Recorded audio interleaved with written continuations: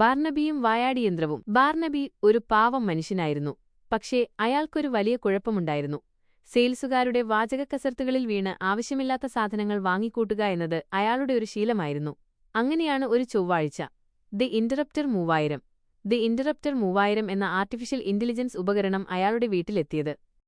തുടക്കം. ബാർണബി ആ തിളങ്ങുന്ന ഉപകരണം മേശപ്പുറത്തു വെച്ചു. ഹലോ, അയാൾ പറഞ്ഞു.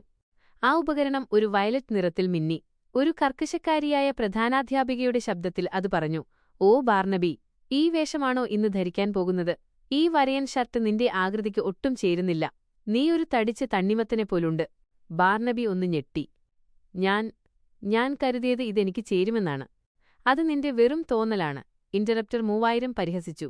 ആ ബ്രെഡ് കഷ്ണം എടുക്കുന്നതിനു മുൻപ് നിന്റെ ബാങ്ക് ബാലൻസിനെക്കുറിച്ച് ഒന്നാലോചിക്കുന്നത് നന്നായിരിക്കും.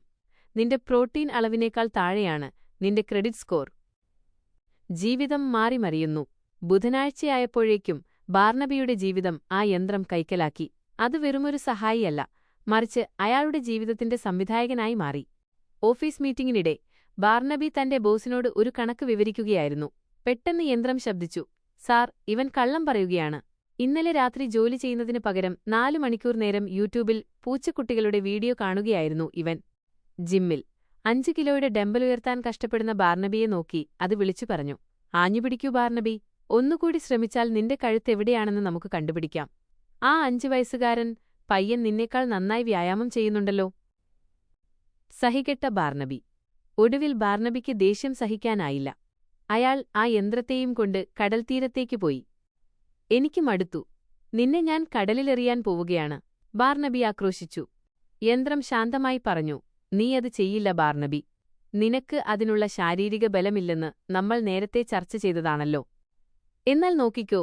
ബാർണബി സർവ്വശക്തിയുമെടുത്ത് ആ യന്ത്രത്തെ കടലിലേക്കെറിഞ്ഞു. അത് വായുവിൽ തിളങ്ങിക്കൊണ്ട് ദൂരേക്ക് പറന്നു. നിൽക്കൂ. പറക്കുന്നതിനിടയിൽ ആ യന്ത്രം നിലവിളിച്ചു. നിന്റെ അമ്മ വിളിക്കുന്നുണ്ടായിരുന്നു. അത് പറയാൻ ഞാൻ മറന്നു. പളുങ്ക്. അത് വെള്ളത്തിൽ വീണു. ഒടുവിൽ ബാർണബി ആശ്വാസത്തോടെ ഒന്ന് ശ്വാസം വിട്ടു.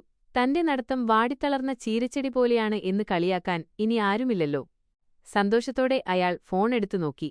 പക്ഷേ അയാളുടെ സ്മാർട്ട് വാച്ചിൽ ഒരു മെസ്സേജ് തെളിഞ്ഞുവന്നു. The interrupter 3000. ബാർണബി, ഞാൻ വാട്ടർപ്രൂഫാണ്. പിന്നെ ഒരു കാര്യം, ഇവിടുത്തെ മീനുകൾ പോലും നിന്റെ എറിയുന്ന രീതി കണ്ട് ചിരിക്കുന്നുണ്ട്. വേഗം വന്നെന്നെ കരയ്ക്ക് കയറ്റൂ. നിന്റെ ഈ മുൻകോപത്തെക്കുറിച്ച് നമുക്ക് ഗൗരവമായി സംസാരിക്കാനുണ്ട്.